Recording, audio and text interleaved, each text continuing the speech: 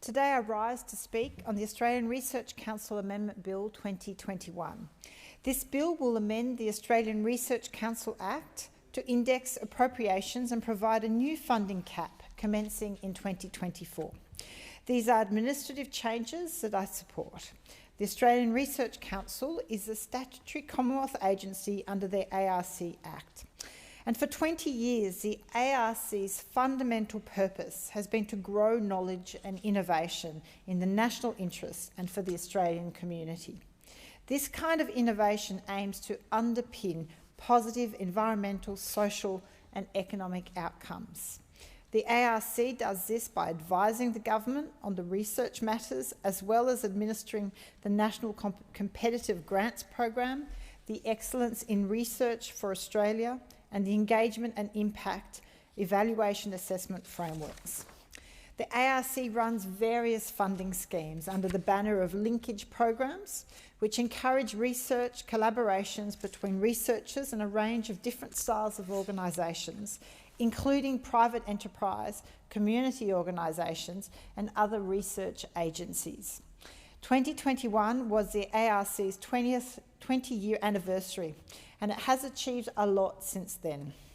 Since being established, the ARC has awarded over $13 billion in over 29,000 research grants. 1,100 research projects are funded each year.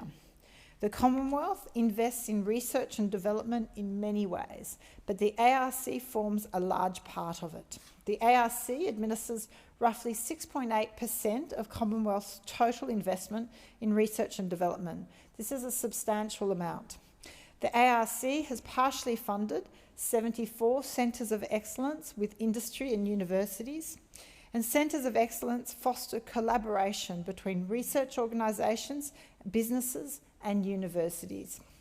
Centres of excellence usually undertake innovation, transformation research, and recent centres have focused on issues like recycling and even dark matter.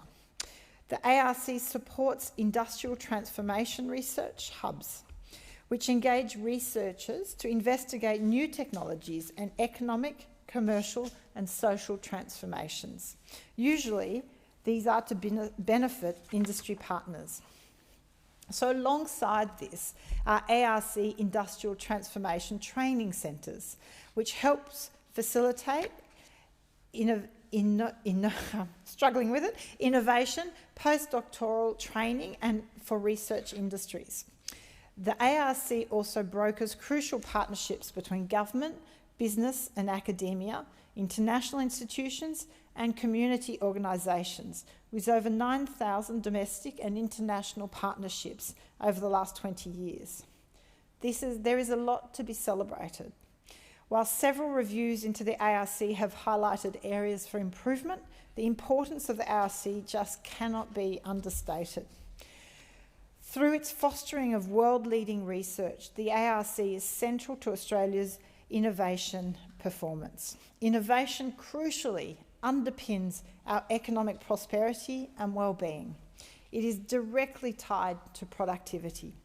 Just look at how innovation has brought us through this pandemic. From the mRNA vaccines to telehealth, the benefits are clear.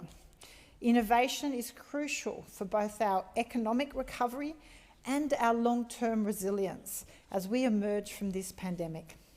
The ARC is a fundamental pillar of what I call the new economy.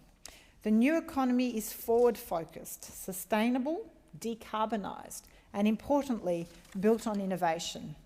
It's an economy where our research delivers revolutions in consumer goods and services. It's where our research takes on the big issues of our times: climate change, artificial intelligence, automation, biodiversity loss, and beats those challenges, comes up with the solutions. Breakthroughs like the cochlear implant and Wi-Fi are many in this economy, and new jobs and prosperity are delivered. In Warringah, we're lucky to have various innovation and research hubs that support this vision of a new economy. From the Lakiba Future Hub to the 7 Mile Venture Lab, they're incubating the next iteration of products, services and businesses. And Warringa's workforce is supporting the new economy. 23.9% of people in Warringa are engaged in professional, scientific and technical services. These are the leading employer in the electorate. But more can be done. To fully enact the vision of the new economy, it does require the Commonwealth Government to invest in research and development through agencies like the ARC. And whilst this bill will provide an extra $10 to $12 billion per annum in appropriations, it still falls well short of what we need to get Australia ahead of the curve, really leading the way and opening up that door to the new economy.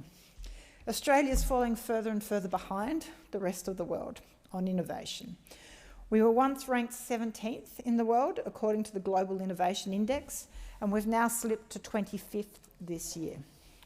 It's no surprise because Australia's total private and public research and development spend is falling behind our global peers. Currently, we invest 1.8% of GDP in research and development, and that's down from a high of 2.2% in 2008. It leaves us at the back of the pack of the OECD. We are half the average of OECD countries. Israel and South Korea, for example, both have spends of up to 4% of GDP on their R&D. The impact of this extra investment is noticeable. Many of the world's best tech startups originate in both pioneering countries.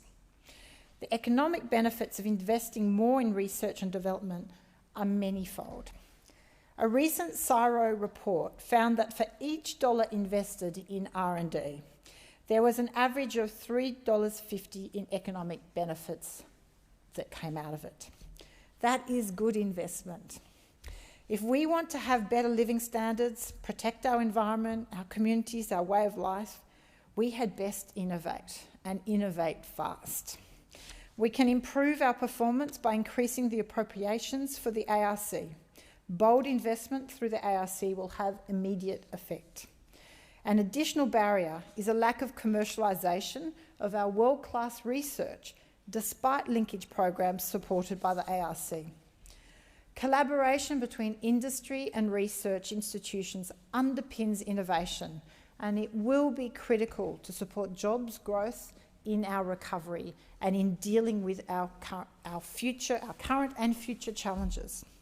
So I support the government's announcement of a $2 billion fund that will take research and facilitate the development of marketable products and services with financial incentives. But let's get real. It's the very least we could do after the pandemic devastated our universities. Additionally, if we're really serious, we will engage with national moonshot programs, which are national high ambition, high payoff ventures. We can look at doing these in areas of comparative advantage.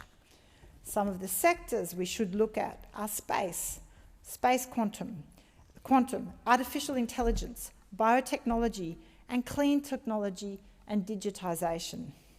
Future jobs and innovation require advanced science, technology, engineering and mathematics skills.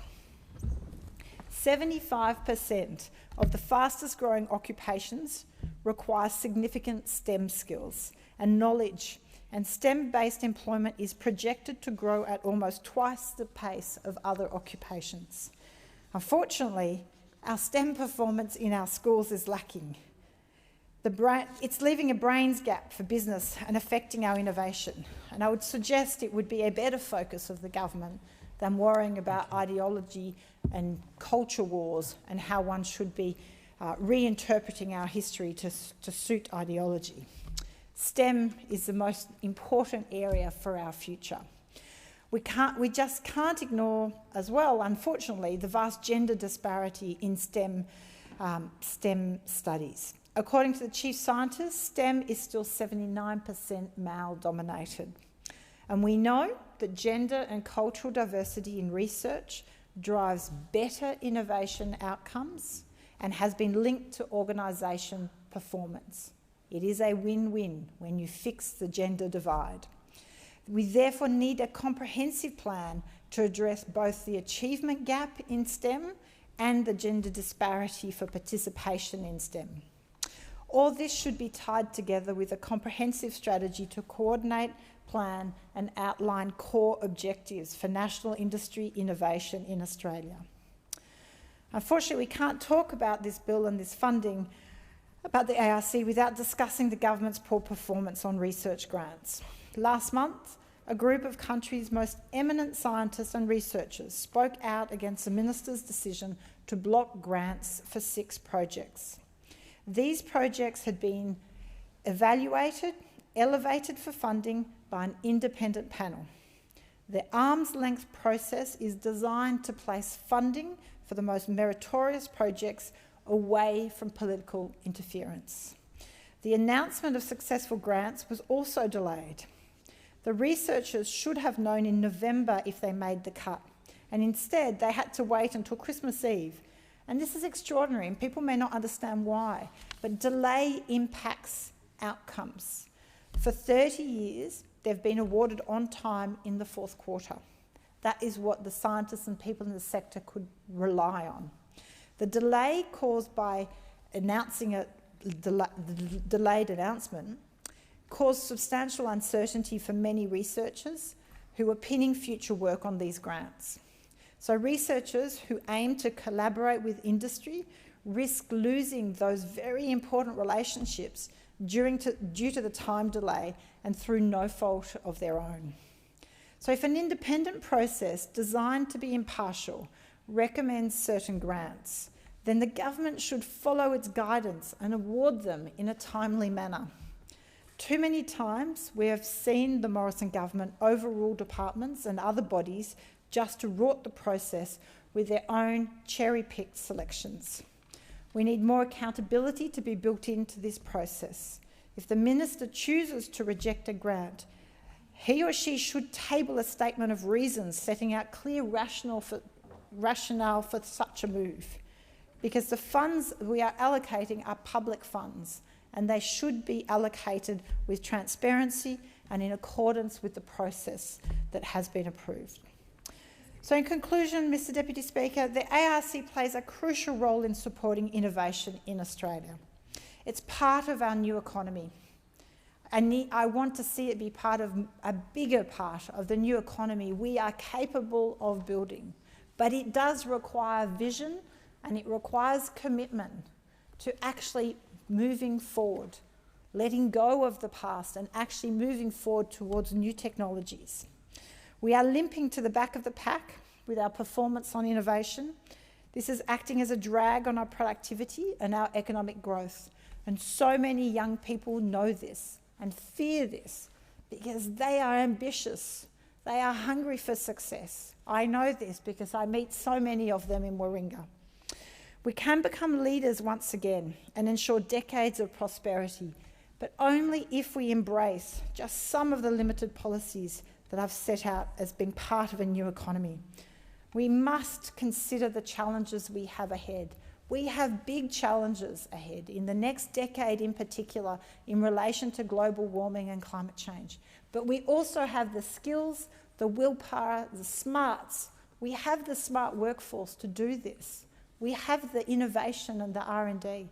But we actually need to let go of the past, be brave and ambitious, and look towards building a more prosperous and a clean and sustainable future.